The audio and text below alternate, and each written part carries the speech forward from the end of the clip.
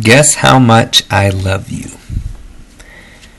Little Nut Brown Hare, who was going to bed, held on tight to Big Nut Brown Hare's very long ears. He wanted to be sure that Big Nut Brown Hare was listening. "Guess how much I love you," he said. "Oh, I don't think I could guess that," said Big Nut Brown Hare. "This much," said Little Nut Brown Hare, stretching out his arms as wide as they could go. Big Nut Brown Hare had even longer arms.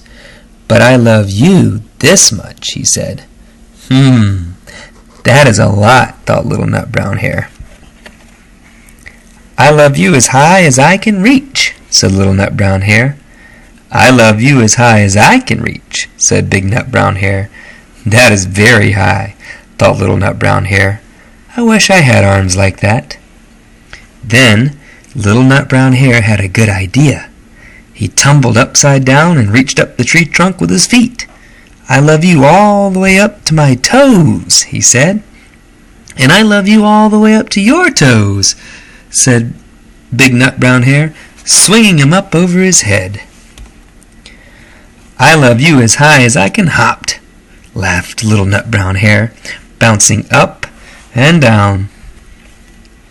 "But I love you as high as I can hop," smiled Big Nut Brown Hare, and he hopped so high that his ears touched the branches above. "That's good hopping," thought Little Nut Brown Hare.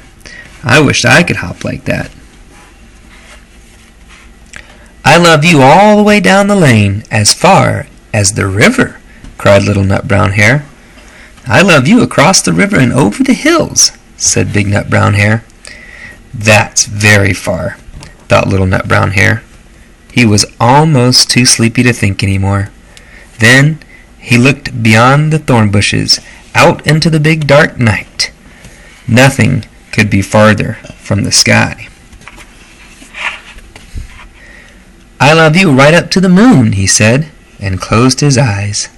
"Oh, that's far," said Big Nut Brown Hare. "That is very, very far."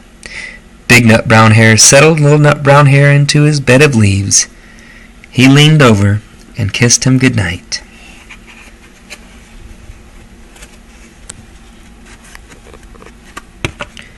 Then he lay down close by and whispered with a smile, "I love you right up to the moon and back."